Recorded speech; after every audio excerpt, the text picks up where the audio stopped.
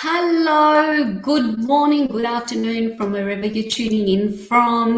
Welcome to our new season of the Digital Discovery Show. I am the proud Chief Navigator / GM of the wonderful Tourism Tribe and Navii Digital. And it is with pleasure to come and join you today with a very, very special guest waiting in the wings.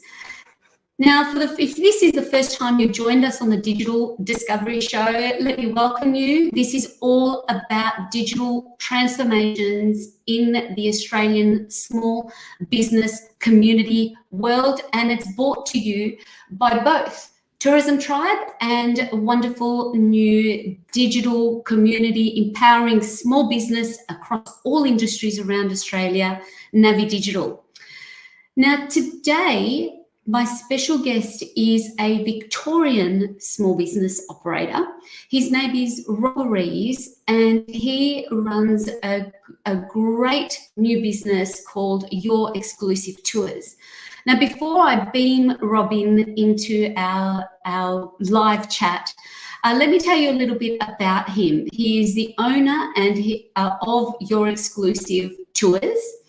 He's been working as a tour guide since December 2015 for various tour operators around wonderful Melbourne. And in late 2018, he went out and he started his great new business, Your Exclusive Tours.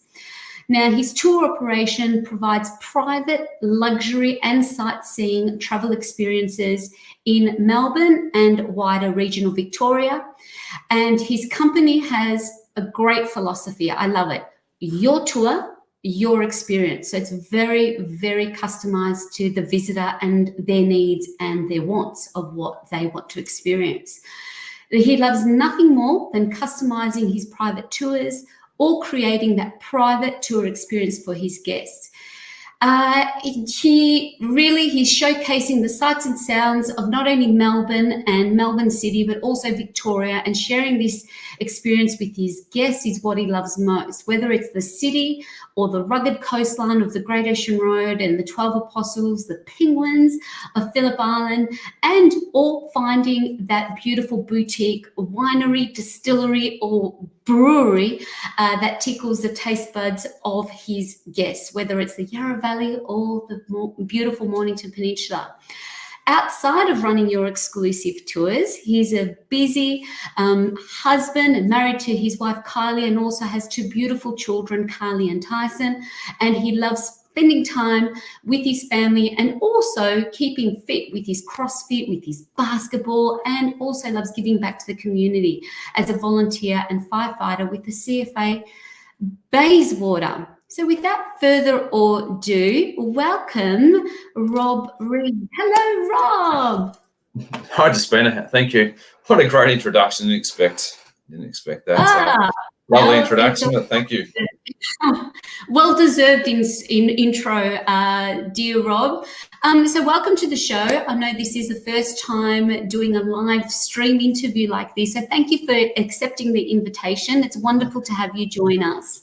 No, thank you for the invitation. Thank you to yourself and Tourism Tribe for the invitation to participate today. Sorry?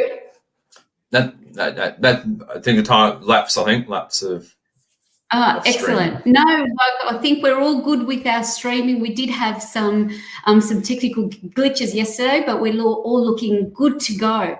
So Rob, tell us a little bit about your part of the world, where you're at, and being in Victoria, as am I, surviving now. We've had 3 goes at stage 4 lockdown. Tell me about your business and a little bit of backstory and how you've gotten through this period. I think initially when, I suppose, turn back to when we went to our first lockdown, I think there's a bit of a shell shock that did happen. But we quickly made moves, obviously, to protect our interests, and that was obviously going into hibernation. And by going into hibernation, we put some things in place. So obviously, we communicated via our socials, just saying that we're going into hibernation and want to be operating until such time as we do so. But we always left our phones, emails, and socials open. So if anyone wanted to have a chat to us or reach out to us, were always available. But from a business perspective, we had to make some very quick decisions, and in order to protect us, to make sure that we could ride what was going to go through, because there's a lot of uncertainty.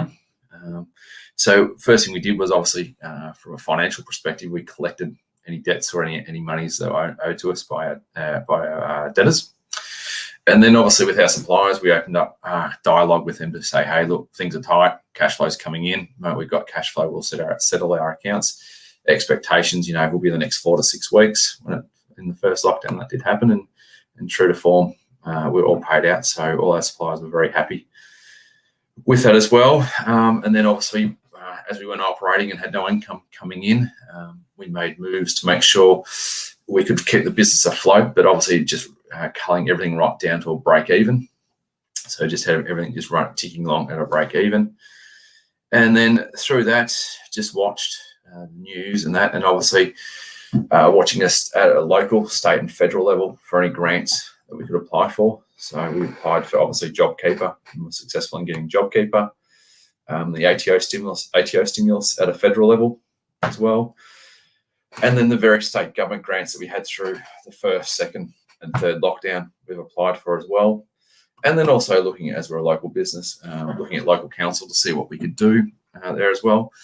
But obviously, just to keep our focus on the business, and as we weren't operating, obviously I looked to undertake some further education.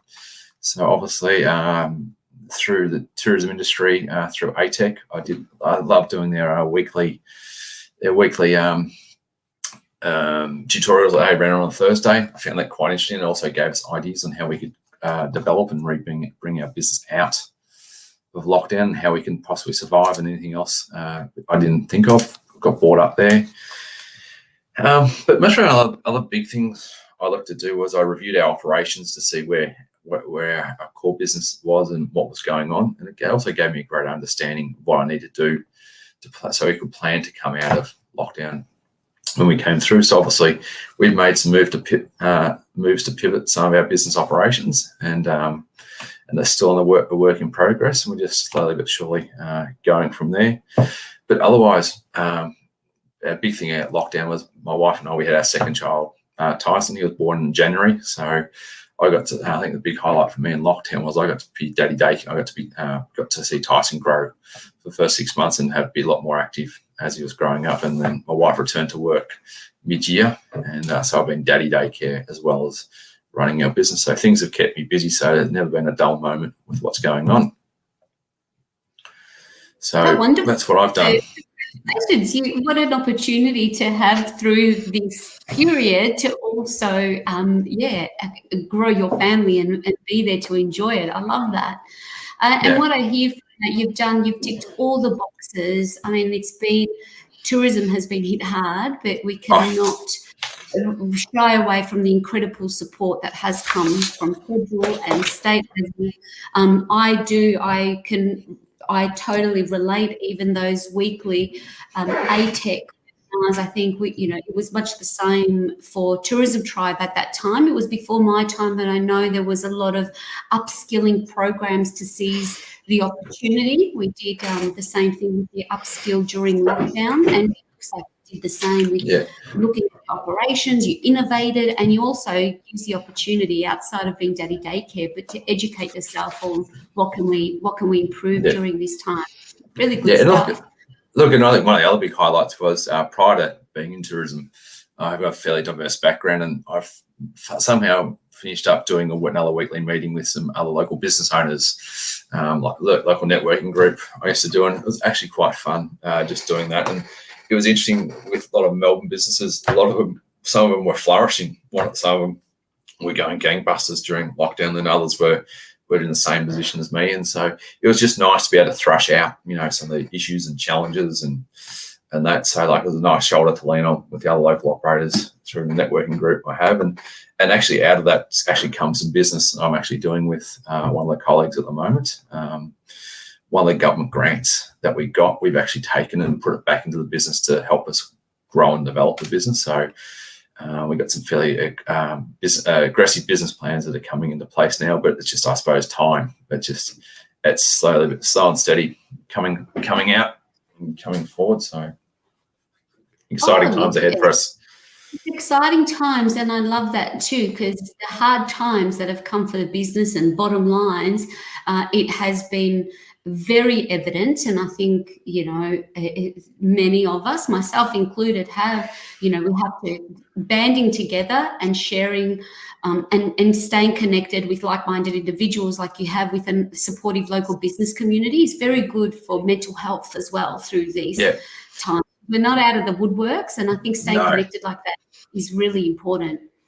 Yeah, no, look, and I think one of the big mental health is a big thing, and it's one of the just on a side note, through CFA, which I'm being a volunteer, I always do a bit of work to support mental health through there, and that, which sounds quite exciting, but that's a different story for another day. And that, but no, look, it's mental health is a very big thing. It's one thing I found by staying connected with all the Zoom meetings and that, as we couldn't be in person, it was just a great format to survive. Absolutely. And speaking about reimagining your business and the exciting plans you have for the future, you mentioned, working on your pivot, or some call it the pirouette, into something else. Tell us more about some of the wins that you've had in making that transition into looking at more local initiatives. Look, one of the big things what we looked at was, as we were analysing the type jobs that we'd done over the last 12 months within the first year of operations, we'd noticed we'd done 12 wedding transfers. And with that, I suppose we developed a product called Wedding Destinations, which is where we customise wedding transport and transfers, whether it be the bride and groom, wedding guests, wedding party, mother and father of the bride, you name it. Our job is we look at either getting them to and from the venue, or it's a full package that if they're getting married, we can do pick up for the groom, take them to the ceremony, go back, get the bride to the ceremony, and then move the wedding party to photos and to the reception, late night getaway. So a full package we've created there, and we found that has been a nice little pivot for us as well. So we launched that back in a very soft launch back in October. And that was just through some social posts and a bit of Google work, and that from there has really generated a lot of bookings for us going forward. And I suppose, look, we got bookings through until the end of the year, which I was quite surprised with. So it was a nice little pivot. And then obviously looking at the domestic market a little bit more, so we can keep our touring going. We're just trying to find a fit for our products that will suit the domestic market.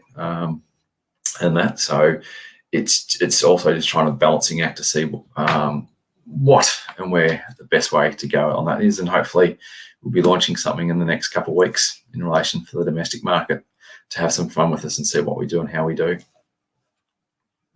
Fantastic. So finding through this and looking at more local market, you've discovered really a whole new niche in weddings, which is fantastic. Another industry that's been hit hard, the wedding and event in this state. Yeah, no, wedding and event industry has been hit very hard, and what we're finding is that we've positioned our product. Look, it's I suppose what we're looking at, because as we run our vehicles that we use when touring, we use lovely Mercedes-Benz, so nice luxury vehicles, and I suppose we've developed the philosophy. It's elegance and simplicity meets affordability and reliability with our Mercedes, and obviously in the little fine touches that we put to come with it. We can offer a very competitive rate when doing weddings, and it's a lot. And I'm finding that that's been our big benefit from it. So it's people like with what we've got to offer. So we've done much about since October last year, about 20 weddings. So and I'm just showing everyone just your Insta here. You could really see you become part of the family with a lot of the weddings that you've been doing. Especially if you head up.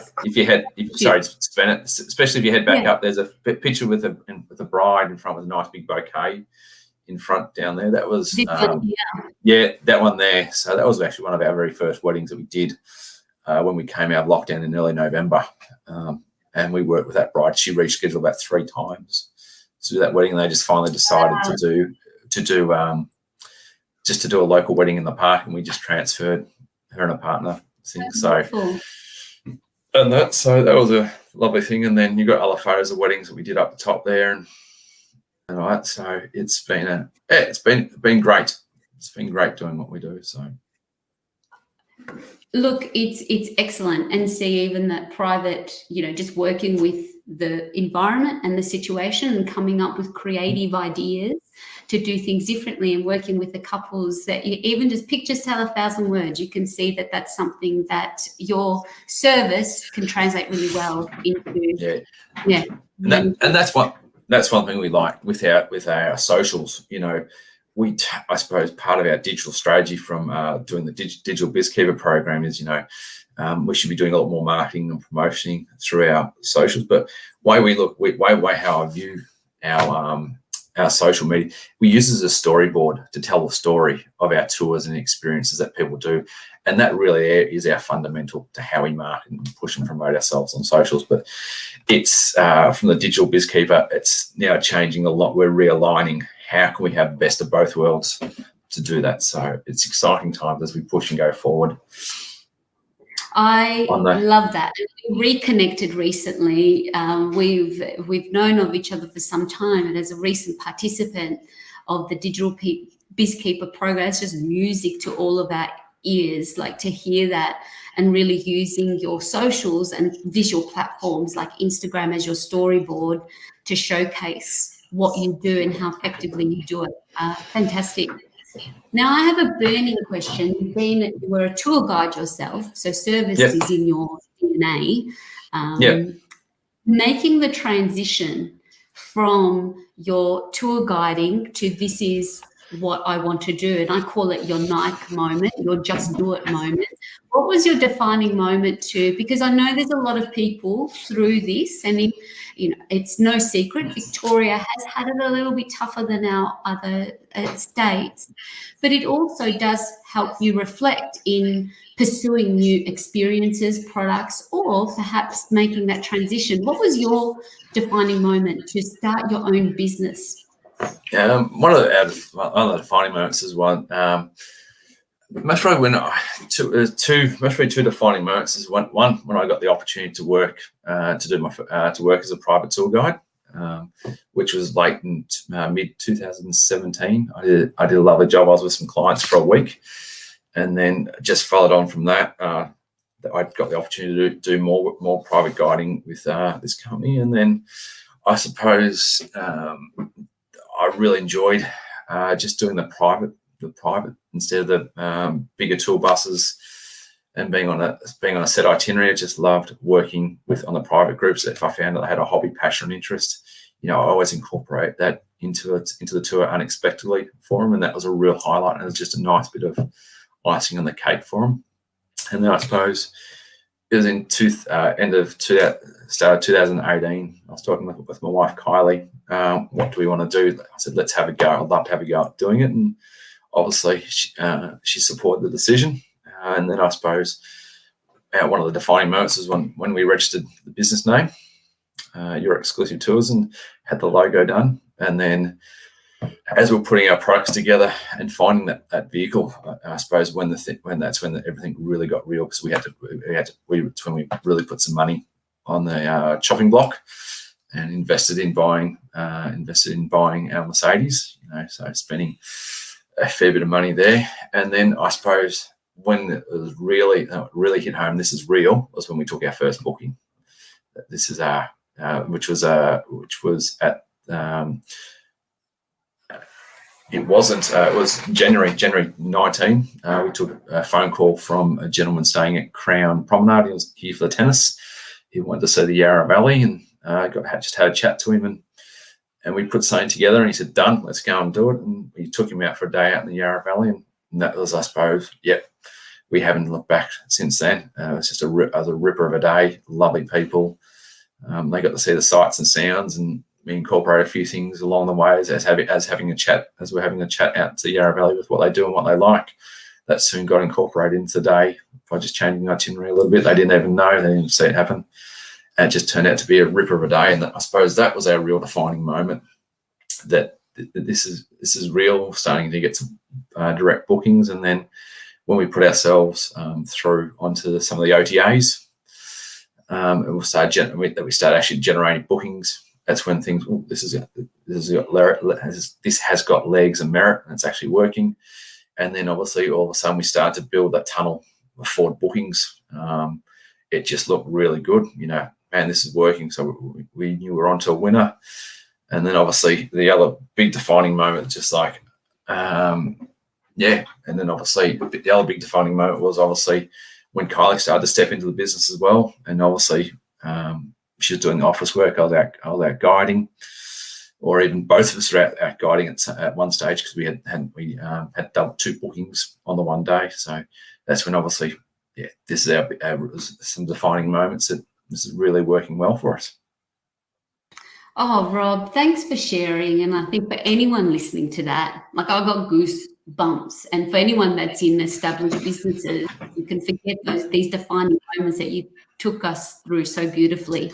Registering your business name, making that decision even prior to that with the supportive backing of your partner, with a crack attitude, knowing I've got you back, taking that first booking, seeing forward bookings come through, and then having Kylie join you. I think it's giving you that validity that all this hunch and the passion that I've had is, you've made the right decision. I thank you for sharing that. And it takes so much courage and bravery to push through the fear and the risk and the commitment.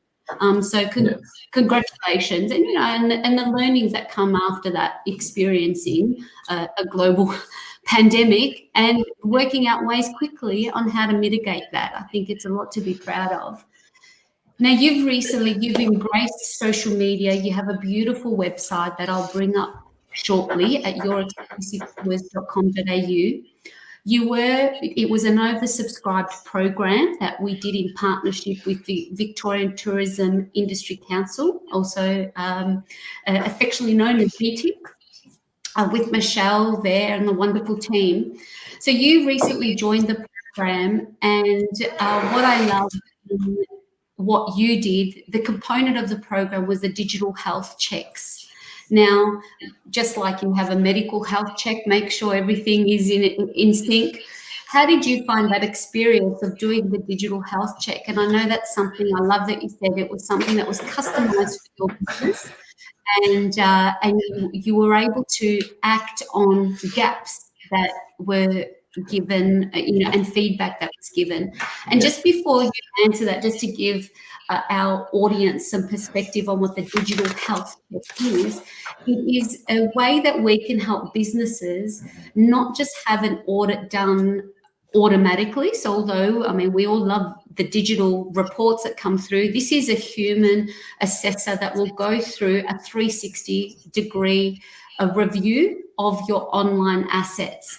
And we're able to give you some feedback of what's working extremely well and where we can kind of go up a level.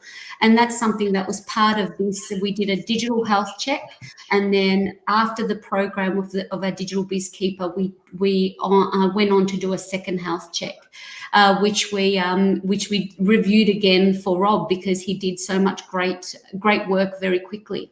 So tell us how you found that experience and how important it is for businesses to take on the opportunity, put their hand up for these programs like this, Rob.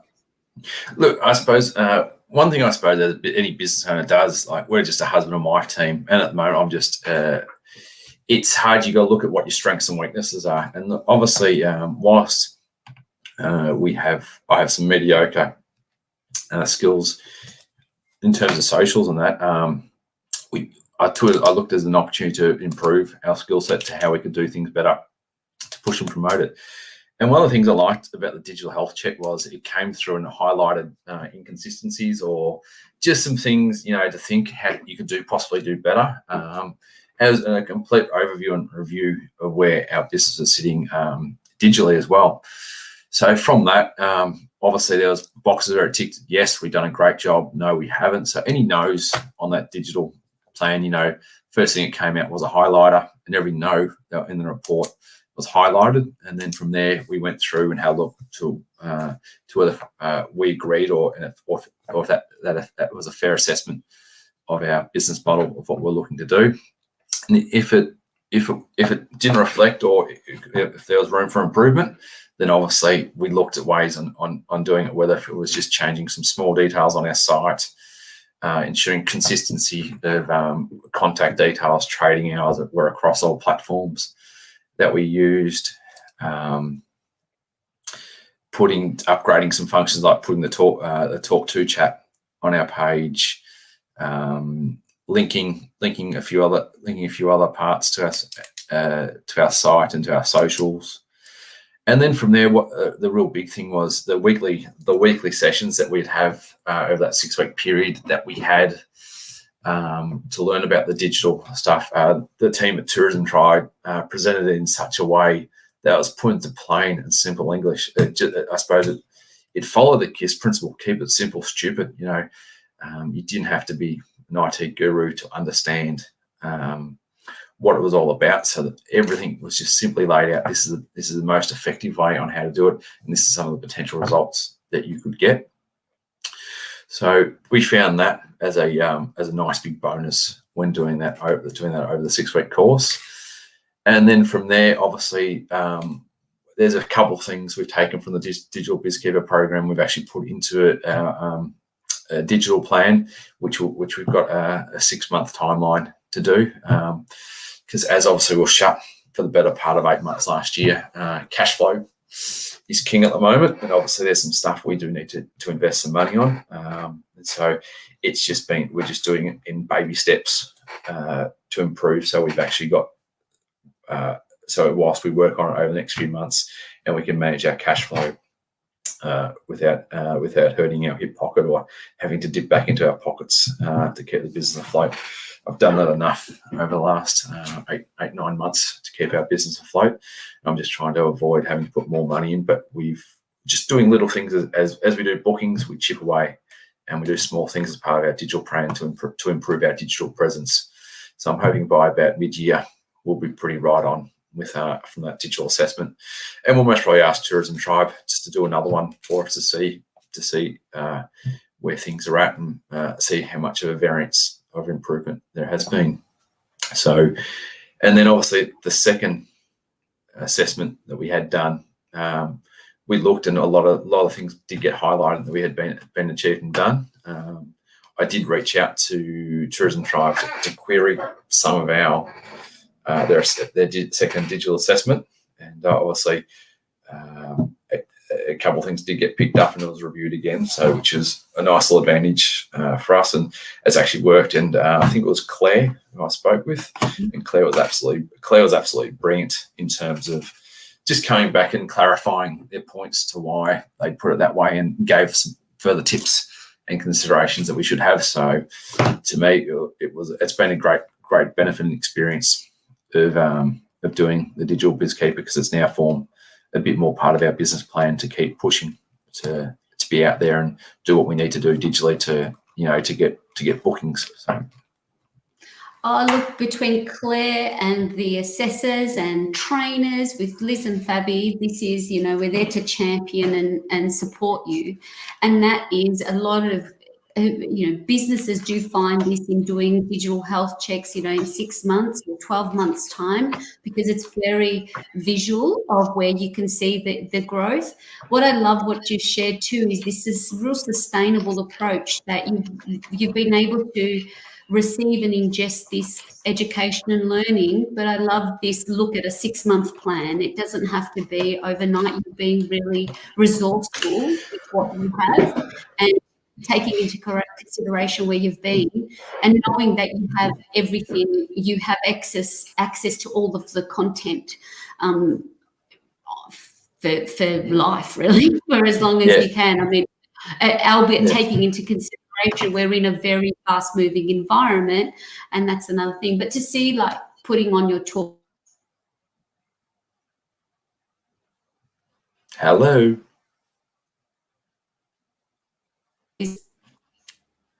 I just dropped out there, didn't I? Yes. You dropped Yes, out. I'm back. I was just saying, being able to, because it was over a 6-week period, being able to even, that's a significant change, being able to put in the chat or the framework of a chat and then instant messaging and creating the foundations of a funnel for yourself, I think is it's fantastic. Yeah, no, look, and that's right. I do need to credit someone else who's helped me with the digital thing. It's been my niece, who she's very big into the digital space and all that. And she works very well on that, and she does.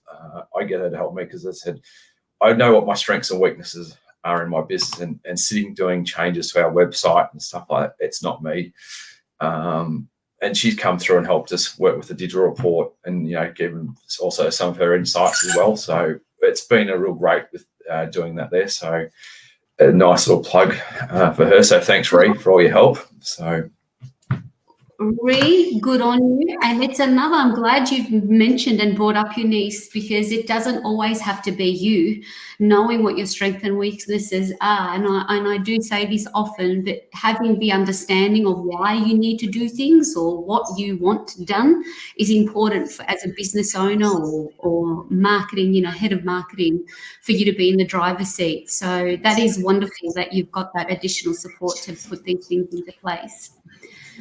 So, Rob, and if anybody else that is joining us, firstly, thank you for joining us live. If you have any questions, burning questions for Rob, please pop them in your comments. I have access to see them here, and we can raise them. If you've had any aha moments or inspired by anything that you've heard, please share that with us so we can celebrate it with Rob as well.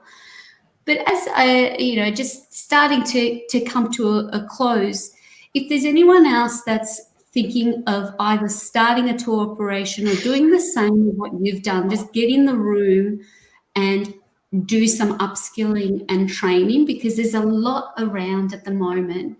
What are some of the key tips, advice, and things that you may have wished someone tapped you on the shoulder and let you know at the beginning of your journey in 2018? Oh, look, I suppose when I started in 2018, look, did I have a concrete business plan? No, not really. We knew what we wanted to achieve, but I think we had a budget to what we wanted to invest to see to how it would go, and obviously it's cost us a lot more money to get up and running, and then obviously just to be hit by COVID, it's been a double whammy. So one thing I will really say is be prepared. It's you work long and hard hours.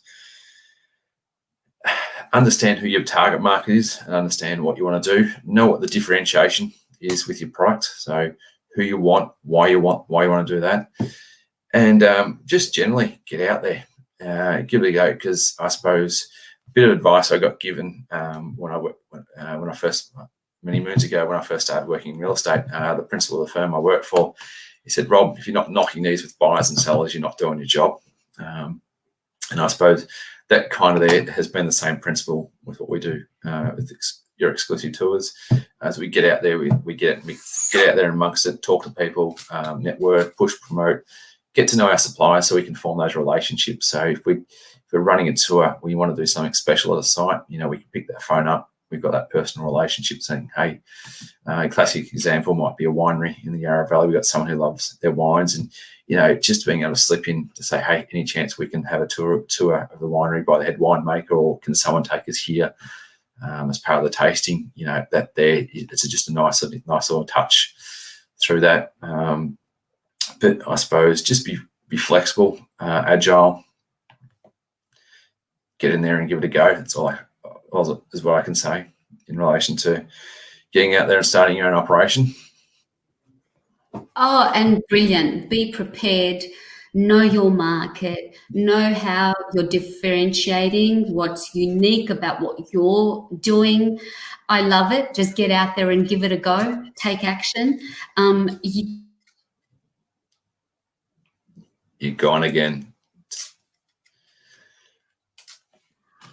There we go. We're back again. I was going to say the R word in business and in our industry of forming those relationships, like you said, to have that flexibility and call on your suppliers and your colleagues for, to have them on call. Nurturing those relationships is always really, really important.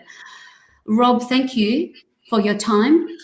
Thank you for your openness in sharing your story. It's been wonderful, and I feel honoured this is your first interview in this format. And like I said to you before we got on the live show, that you will be the first of many, my friend. Thank you. Thank you very much, Despina, and thank you to Tourism Tribe for having me today. Just lastly, I just want to acknowledge, look, I suppose one tip I didn't put on that last question. If you know people in the industry, look, I had some very good mentors in the industry as well, which I've been able to call upon, and they've been a great source of advice and guidance. So to those couple of people, thank you very much. You know who you are.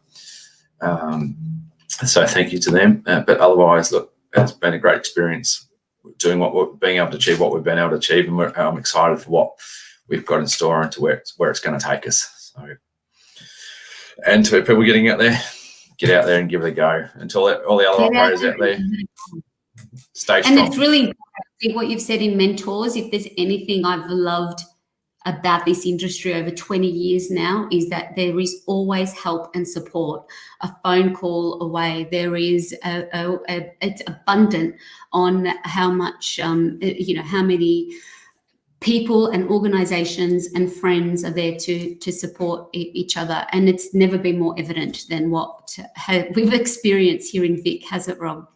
No, it's not. Look, the 3 lockdowns has been hard. That's the circuit breaker lockdown we had a fortnight ago. Is just, it's been a devastating blow here. And I suppose the hardest thing is, when we reopened in November, by mid-January, people started to have this consumer confidence in the market. People were actually starting to book and looking forward to going forward and doing stuff. That circuit breaker lockdown has, it's slowed the phones, slowed inquiries. It's only just much probably in the last day or two that the phones have started to ring again. So I'm hoping, confidence does return with some more good news with the restrictions easing today. Hopefully phone will start to ring again, and we can start to build the tunnel again in the next couple of weeks. Build the tunnel, and it definitely will. And you're right. It's onwards, upwards, and inwards. I think inwards is my new one that I'm adding to the onwards and upwards to keep on doing good stuff. Rob, thank you. Happy Friday, and we'll stay in touch. No dramas. Thanks a lot, Despina. See you later. See you, Rob, and thank you to everyone for joining us. Thank you for your comments. We've got Polly, thank you. Thanks, Rob, very informative. And thank you, Hannah, who's saying she loved the session today with Rob. Being agile and reflective in today's market condition is so important, as well as really understanding your market.